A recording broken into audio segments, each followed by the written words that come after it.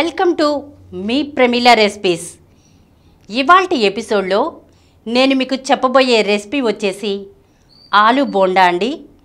వీటిని ఈవినింగ్ స్నాక్స్గా కానీ లేదంటే కనుక మార్నింగ్ బ్రేక్ఫాస్ట్గా కానీ పిల్లలకు కానీ పెద్దలకు కానీ ఎవరికైనా సరే చేసి పెట్టినట్లయితే కనుక చాలా ఇష్టంగా తింటారండి. ఇవి బయట వైపు క్రిస్పీగా లోపల సాఫ్ట్గా ఉండి చాలా టేస్టీగా ఉంటాయండి. అంతేకాకుండా వీటిని ప్రిపేర్ చేసుకోవటం కూడా చాలా ఈజీ అండి.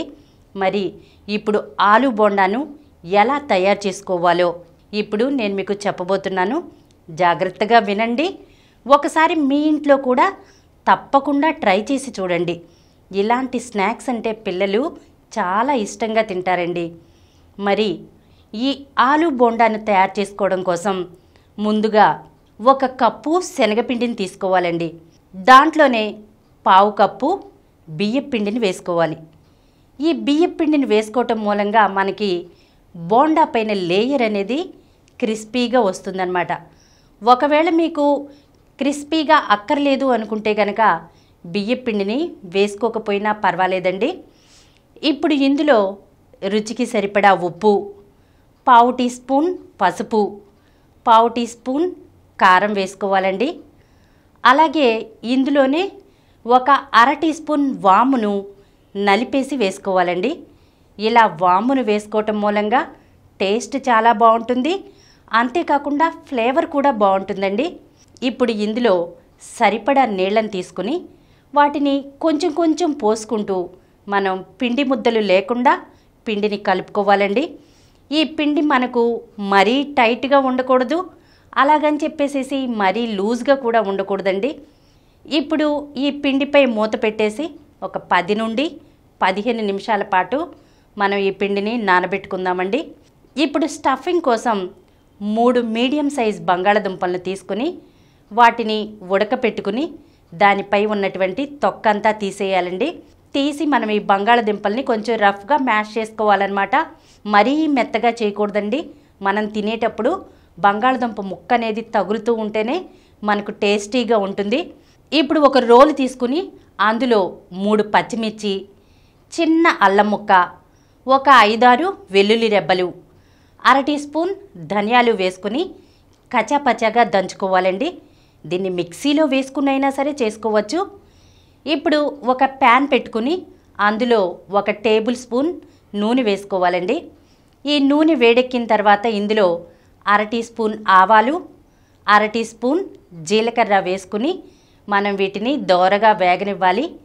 ఇవి వేగిన తర్వాత ఇందులో మనం కచాపచాగా దంచుకున్నటువంటి అల్లం పచ్చిమిర్చి పేస్ట్ను వేసుకుని మనం 1 నిమిషం పాటు దీన్ని ఫ్రై చేసుకోవాలండి. ఇప్పుడు ఇందులో ఒక 1/2 టీ స్పూన్ ఇంగువ వేసుకోవాలండి. ఇంగువ వేసుకోవటం మూలంగా ఫ్లేవర్ అనేది చాలా బాగుంటుందన్నమాట. ఇందులోనే కొద్దిగా కరివేపాకు, అలాగే సన్నగా తరిగినటువంటి ఉల్లిపాయ ముక్కల్ని వేసుకోవాలండి. ఈ ఉల్లిపాయ ముక్కల్ని మనం 2 నిమిషాల సేపు దోరగా వేయించుకోవాలన్నమాట. వీటిని వేయించుకున్న తర్వాత ఇందులో ఒక 1/2 టీ స్పూన్ పసుపు వేసుకుని కలుపుకోవాలండి. ఇలా కలుపుకున్న తర్వాత ఇందులో మనం ముందుగా ఉడికించి మ్యాష్ చేసినటువంటి బంగాళదుంపలను వేసుకోవాలండి. వేసుకుని ఒకసారి కలుపుకోవాలి. ఇందులో ఇప్పుడు ఒక 1/2 టీ స్పూన్ కారం, 1/2 టీ స్పూన్ ధనియాల పొడి, 1/2 టీ స్పూన్ ఆమ్చూర్ పౌడర్ వేసుకోవాలండి. ఒకవేళ మీ దగ్గర ఆమ్చూర్ పౌడర్ లేకపోతే కనుక చాట్ మసాలా వేసుకున్నా కూడా పర్వాలేదండి. ఇందులో రుచికి సరిపడా ఉప్పును కూడా వేసుకుని ఇవన్నీ వేసుకున్న తర్వాత ఒకసారి కలుపుకుని మనం ఈ బంగాళదుంపల్లో ఉన్నటువంటి తడి పోయేంత వరకు మనం మీడియం ఫ్లేమ్లో పెట్టుకుని వీటిని ఫ్రై చేసుకోవాలండి. తర్వాత ఇందులో సన్నగా కట్ చేసినటువంటి కొత్తిమీరని వేసుకోవాలండి. తర్వాత రుచి కోసం ఒక అరచెక్క నిమ్మరసాన్ని కూడా పిండుకోవాలి. ఇలా ఇవన్నీ వేసుకున్న తర్వాత ఒకసారి కలుపుకుని స్టవ్ ఆఫ్ చేసేయాలండి. ఆఫ్ చేసేసి ఈ స్టఫింగ్ అంతా కూడా మనం ఒక ప్లేట్లోకి తీసుకుని దాన్ని చల్లారనివ్వాలండి. ఇప్పుడు ఈ స్టఫింగ్ను చిన్న చిన్న ఉండలుగా చేసుకోవాలన్నమాట. మనం బోండా ఏ సైజులో అయితే వేద్దాం అనుకుంటున్నామో దానికంటే కొంచెం చిన్న సైజులో మనం ఈ ఉండల్ని ప్రిపేర్ చేసుకోవాలి. ఇలా మొత్తం పిండితోనూ మనం ఉండల్ని ప్రిపేర్ చేసుకోవాలండి. ఇప్పుడు మనం పిండి కలుపుకుని పెట్టుకున్నాం కదా, దాని మూత తీసి చూస్తే కనుక పిండి అంతా చక్కగా నానిపోయి ఉంటుందండి. ఇప్పుడు ఆ పిండిలోకి ఒక పావు టీ స్పూన్ వంట సోడా, అలాగే 2 టీ స్పూన్ల కాగిన నూనెని వేసుకోవాలండి. ఇలా వేడి నూనెని వేసుకోవటం మూలంగా మనకి బోండా అనేది చాలా క్రిస్పీగా వస్తుందన్నమాట. అందుకని మనం బోండా ప్రిపేర్ చేసుకునేటప్పుడు వేడి నూనెని వేసుకుంటే మంచిదండి. ఇప్పుడు ఈ బోండాలను వేసుకోవడం కోసం మనం ఒక బాండీ పెట్టుకుని అందులో డీప్ ఫ్రైకి సరిపడా ఆయిల్ పోసుకోవాలండి. ఈ ఆయిల్ వేడెక్కిన తర్వాత ఇప్పుడు ఈ స్టఫింగ్ ఉండలు ఉన్నాయి కదా, వాటిని ఈ పిండిలో ముంచి బాగా కోట్ చేసి దాన్ని మనం నూనెలో వేసుకోవాలన్నమాట.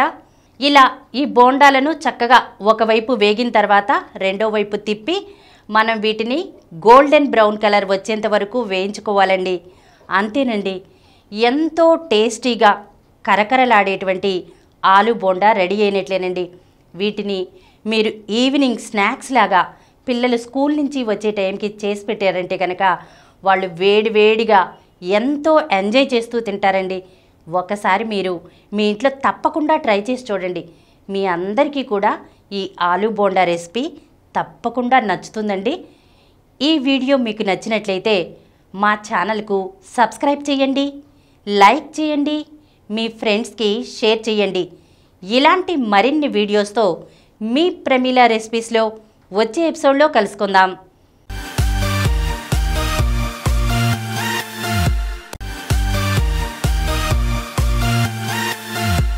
ఈ కార్యక్రమం మీకు ఎంతో నచ్చింది కదా.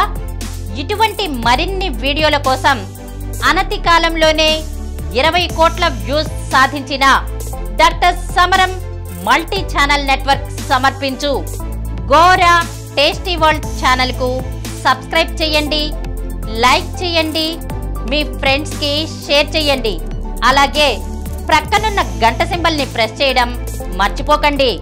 Please download Samaram multi-channel app and watch your favorite channels from your mobile. App available on Google Play Store and subscribe to the channels.